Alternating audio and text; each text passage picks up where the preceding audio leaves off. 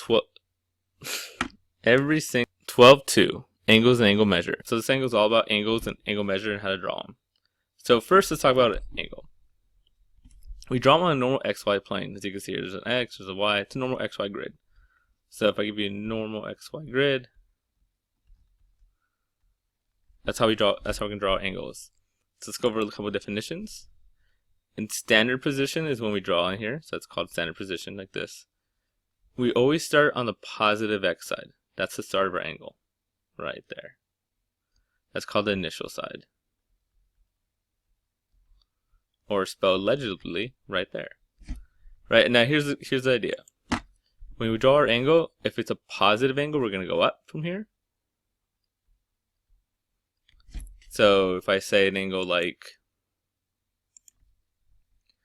we want an angle like 100 degrees, well, here's 0. This is halfway, that's the right angle there, so 90 degrees. So 180, 270, and then you go around again. Just keep on adding 90, right? Just right angles everywhere. You get 360, a full circle, 360. If I want to draw 100 degrees, you just go, okay, 100 is between 90 and 180. And this right here is 100 degrees.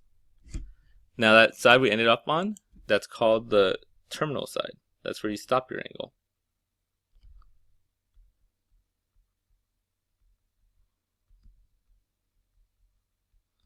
And that's how drawing angles works. So keep in mind, if you're positive, you go up. So we always start on the positive x-axis. Positive, we go up. Negative, we go down.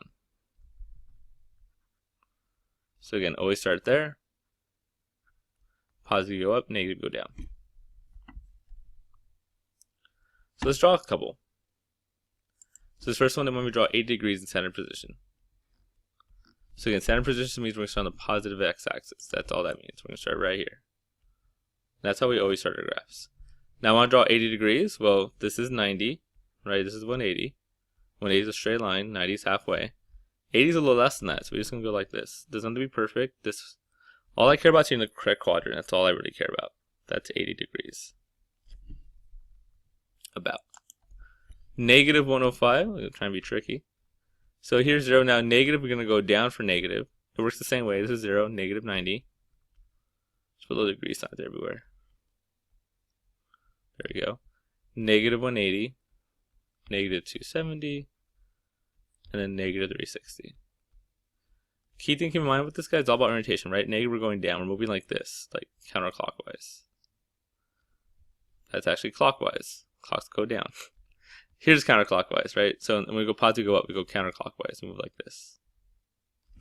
So that's the idea. So if I want negative 105, here's negative 90, here's negative 180. It's in between these two. Again, I just care to get in the correct quadrant. That's all that really matters to me. Negative 105. We'll deal with the rest of that later. Let's draw a couple more center position. 180. So 0, 180. I want to draw 140. What's up for me today? Right, so again, I think I care most about is what quadrant you're in. So we're starting here. It's a positive, we're going to go up. Here's 90, here's 180. We're in between those two. We should be in quadrant 2. Remember, this is quadrant 1, quadrant 2, 3, and 4. So you should be in quadrant 2. Negative 60, 0. Now negative means we're going to go down. So negative 90, negative 180, yada yada. But negative 60 is in between these two. So this is quadrant 4. That's negative 60. So quadrant 4. Let's do 390. That's a little interesting. So here's 0, here's 90. I always write decimals. Degrees.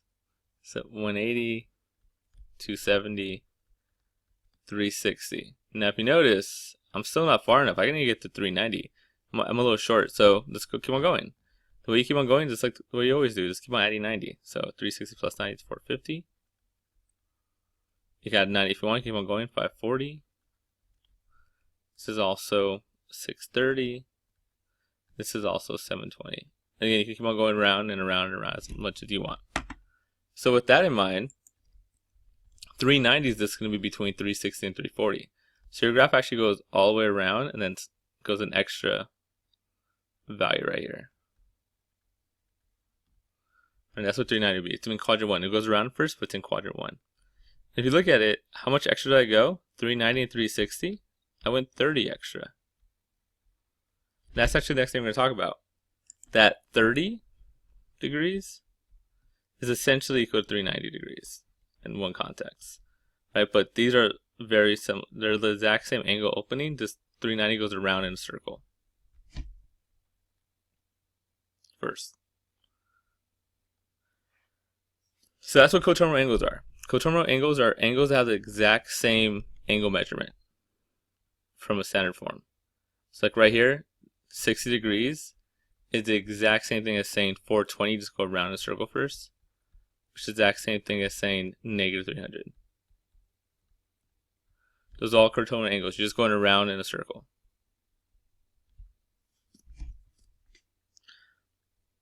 So any angle that has the same terminal side is called a coterminal angle. How do you find them? Well, it's actually very simple. All we're doing is going around a circle. The circle is 360. So to find a coterminal angle, all we're going to do is add or subtract 360. That's all it is. So let's do a couple of examples. So find an angle with the positive measure and an angle with the negative measure that are coterminal to this angle. So we have 25. We want to find an angle that's a positive coterminal angle. We're just going to add 360 to this. And we're going to get 385. And that's a coterminal angle 25. They're going to have the same terminal side. Want to find a negative version of it? Just subtract 360. And I'm going to get negative 335.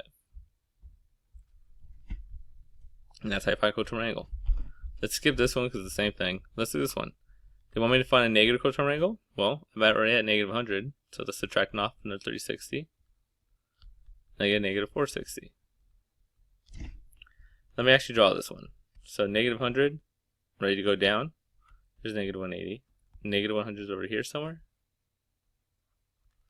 They're saying if you went around another circle, you just went full another circle, you'll have another. That'll be negative 460. Now you want a positive coterminal angle? Just add 360. And you get 260. So that one, if I was going to draw it, going proper way, here's 0, here's 90, here's 180, here's 270. So 260 is in this quadrant, the exact same spot. So those are the coterminal angles. Now the next thing is, now that we're all good with angles, hopefully, we're going to talk about what radians are. All radians are another measurement of angles. Just like how if I give you a length of like, hey, that's about 1 inch. You can also say that's about 2.5 centimeters. Same thing with angles. If I have this, and that's supposed to be a straight line, this is 0, 180, and 360. You're saying, hey, when you go around a full circle, that's 360 degrees. But in radians, we use 0. We use half the circle as pi. And then if that's 0 to pi, this will be halfway, which is pi over 2. Half of pi. We go around again, and we get 2 pi. And this is halfway between those two, so 3 pi over 2. Why do we have radian measure? Because it's, like many things in life, it actually makes math and physics a lot easier in radian measure than it is degree measure. There's things that are so much simpler to measure in radian measure. And that's what a radian circle looks like, a radian degree counter looks like. We're going to start working with that. So first, let's talk about how to convert. Right, like right here, and here's the key. How you go from one to the other. We know that 180 is in reference to pi, right? Pi is not 180, pi is 3.14. But the way we measure angles, 180 is essentially pi. So if you want to go from degrees to radians, well, you have degrees, you want radians, we're going to use the exploit. Radians usually have a pi in it, so I want pi, so it's going to be pi over 180 equals my radians. So if I give degrees and you want to go to radians, just multiply by pi over 180. That gets you the pi that radians generally has. When you go the opposite way, when you have a radian, which generally has a pi, you want to go to degrees, you want to get rid of that pi, so you flip it. And that gives you degrees. Right? All coming from right here. we know 180 is equal to pi in degree measurement. So all we're doing first is just convert a couple things. Hey, this is degrees. Let's put in radians. So I'm going to get my 120. I'll multiply by pi over 180. If that helps, this is over 1 also. So I get 120 pi over 180. You can reduce it. 12 pi over 18. And if you're good at math, you can reduce more, divide both by 3. And you get 4 pi over 6, which is actually 2 pi over 3. But that's what 120 is. 120 is in radians. So if I give you 2 pi over 3 now, you should be able to graph it as 120 degrees. Same spot. We're not going to do much of that though. The next one, same idea. Oh, now you have radians. You want to go to degrees. So radians to degrees is you flip it. Right? Degrees doesn't have a pi sign usually. So multiply by the pi on the bottom. These will cancel out. And you get whatever negative 3 times 180 is over 8. And not going to do that. Right? These are the same thing real quick. So here's the radian. We want to get in degrees. So you multiply by 180 over pi. These actually cancel. And you get 180 over 4. Which is 45 degrees. If I was doing this one, 225, I am in degrees. I want to get radians. So I'm going to multiply by pi over 180. Right? You want that pi in the thing now. Multiply across, 225 over 180. If you want to reduce that, you get 5 pi over 4. So that's how you convert from one to the other. Next thing though, let's talk about something that's important. That's really important. Reference angles. Now the truth is, you need to know how to convert from one to the other because it's helpful. But you're not going to do it a lot. I'm going to want you to just know how to graph and do stuff with radians. So the first step to that is understand what a reference angle is. And all a reference angle is the angle from the terminal side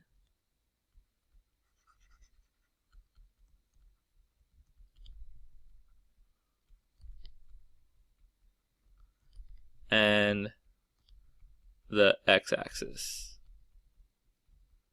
Super important. It goes to the x-axis. So what do I mean by that? Let's say I give it that 120. If I want to graph it, I'm like, okay, here's 0, here's 180, here's 90. 120 would be in between these two. The reference angle is it goes to the x-axis. You're not going to go here. You're going to go down to here. So what angle does that make? Well, this is 120, this is 180. How far apart are they? 60 degrees. That's my reference angle. So that's what reference angle is. It's how far is your angle from the x-axis. Has to be the x-axis though. Don't ever go to the y. It's always the x. So let's do a couple examples.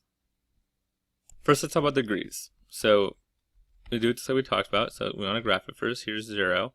It's a negative, so we're going to go down. So here's negative 180. Negative 90. Negative 110 should be in between these two, right? It's in between negative 90 and negative 180, so like this. That's my angle. This part's negative 110.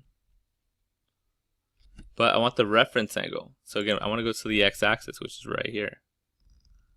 That's the reference angle. In this case, you're at negative 110, and you got to go all the way to negative 180. Just think about how far apart are they? They are 70 apart.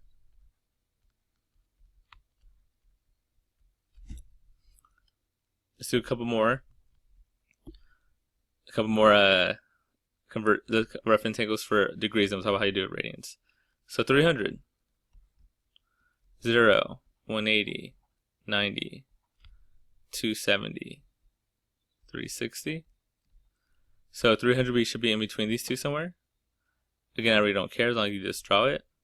So that's 300. Now the reference angle is this part right there. How far is it from the x-axis? These are 60 apart. One more with degrees, and we'll talk about how to do radians, which is actually a lot easier in some contexts. So here's 0, here's 180. 150 should fall in between these two. We're starting from here. But I want the reference angle. That's this guy right here. So what you find out is just figure how far apart 115 and 180, just subtract them. And you get 65. Okay, so let's talk about how you do radians. Now radians are very specific. If I ask you for referencing for radians, it's always going to be either 3, 4, 2, or 6. So what happens when it's one of those? So what happens when it's some value over 3, some value over 6, some value over 4, which are the big ones. Well, one way to think about it is that pi is like 180. As you mentioned earlier, so you have 180 over 3. 180 divided by 3 is 60. Anytime you have one of these, I don't care what's on top. What's on the bottom tells me what the reference angle is. It's 60.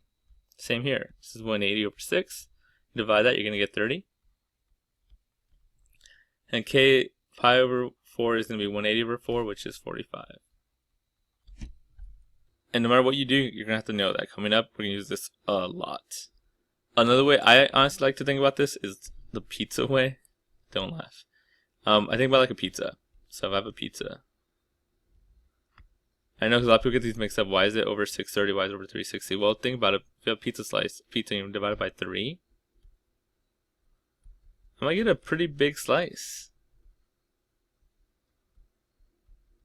That's right. So when you divide by a small number, you actually get a bigger slice. When you divide by 3 people, you get more of it. When you divide by 6 people, now my pizza is small and I'm starving. And it's pizza, so I love it. Right, so in that case, you have a small slice. You divide by 6, a lot of people are sharing. And then divide by 4 is like Goldilocks zone. It's like perfect right in the middle, whatever. It's also 4 and 4. Anyway, that's how I find a reference angle with radians. I'm always going to give you either 3, 6, or 4, sometimes 2. And this is one of those things. So this one, again, I don't care about the top. Oh, it's over 3 into radian. It's going to be automatically 60. Big slice. Over here, again, I don't care about that to negative 3 power 4. I think go somewhere. It's over 4, so it's automatically 45. So that's how you find the reference angle. Now let's talk about the number on top. That tells you what quadrant it's in. So we have to know how to start graphing radians. That's what we're going to do next. We're going to practice drawing radians in standard position. Right, we already know how to do degrees. Let me erase some of this right here. Right, if I ask you to graph, just a little recap. Right, if I ask you to graph 300 degrees, you'd be like, oh, it's easy. Do this. So 180, 270, 360. 300 be in here somewhere. Now let's talk about how to draw radians. And there's one key to drawing radians.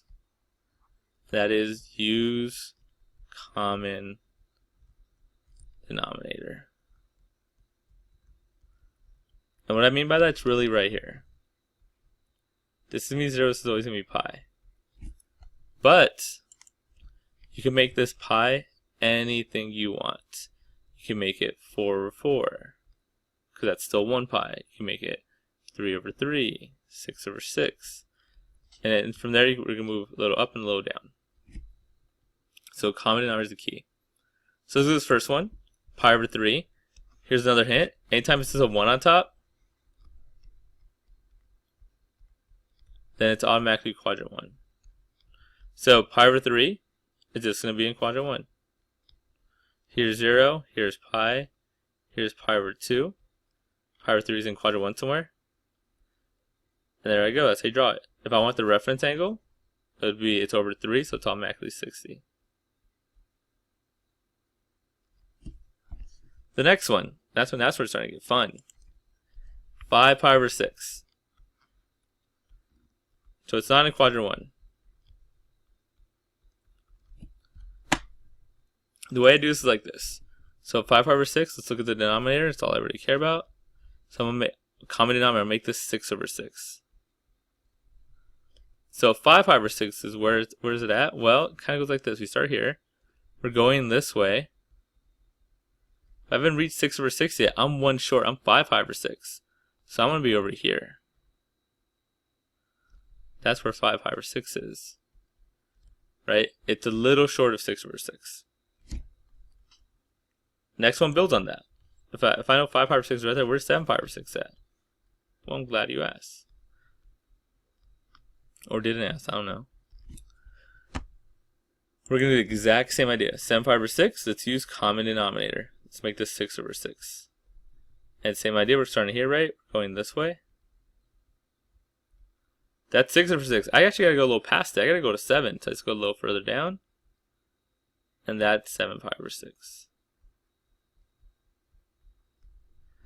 And that's the way this is going to work. We're going to do some way more in a second. But the general idea is this. Let's say I give you this.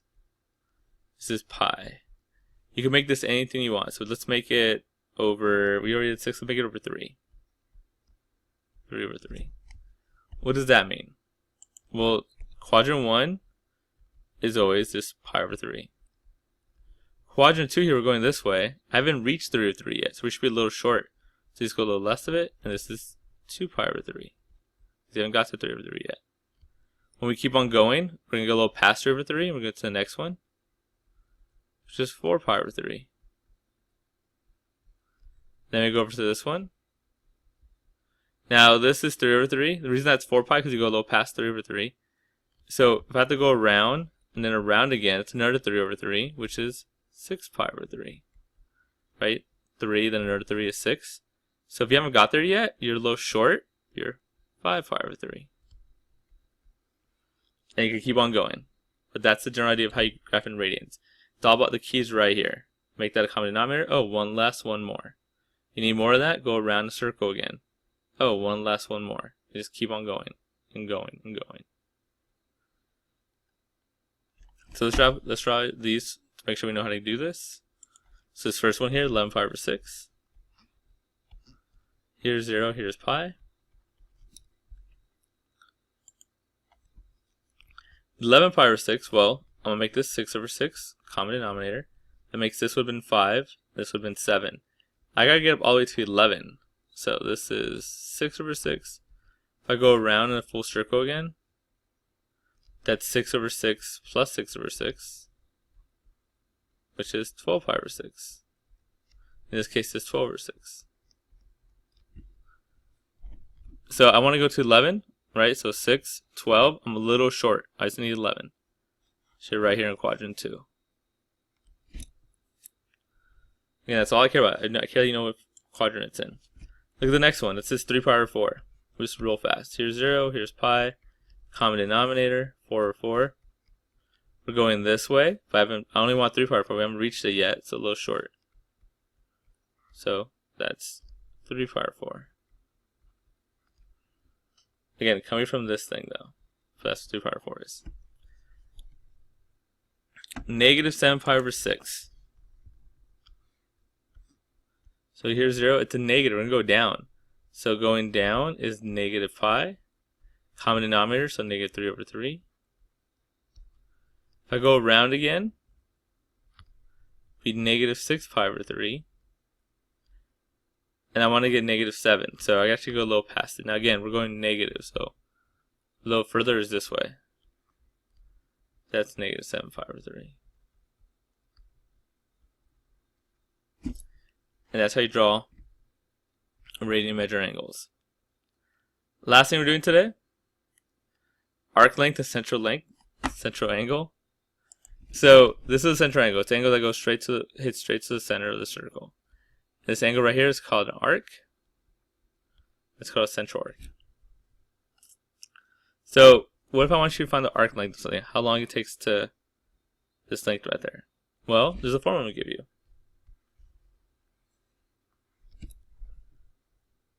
This formula I will give you and let's use all the time. It tells you how the arc length is, or a sector is. There's one catch. These formulas only work in radians. There's formulas for degrees, they're a lot bigger, and I'm not going to give you those because I want you to know how to use radians.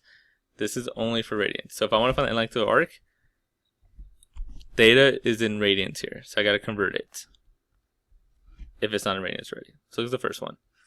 Find the length of the arc, round to nearest hundredth. So arc length, just using the formula, is this. So we need a couple things. We need the arc length. Hey, they told me 10 pi over 9. How lucky. and I need the radius. In this case, the radius is 27. Right, radius is from the center to the end of the circle, so 27. Multiply these together if you want, and you're going to get 30 pi. I don't know why it's over there. That's how you use arc length. Using these formulas, plug it in. Let's do another one, and then we'll stop. A circular diameter has a circle has a diameter of 9 centimeters. So here's my circle. This is 9 centimeters. Find the arc length if the central angle is 60 degrees, not nearest 100. So they're saying, hey, there's an angle here that's 60 degrees. Find the arc length. So I'm going to use the formula. L equals R theta. Now, again, this theta has to be in radians. Right now I have degrees, so I got to convert that. I got to go from 60 to radians. Now all we do is use the formula. Right, I want to go from degrees to radians. It is your degree times pi over 180. And that gets you to radians. So in this case, my angle is 60. So 60 times pi over 180 gets me 60 pi over 180, which would get me 1/3. So that's my radian measure, 1/3. So if I'm using this formula, it's going to be L equals my radius, which is 9 is the diameter, so 4.5 is the radius, half of that, times 1/3. And you get an answer. And that's the idea.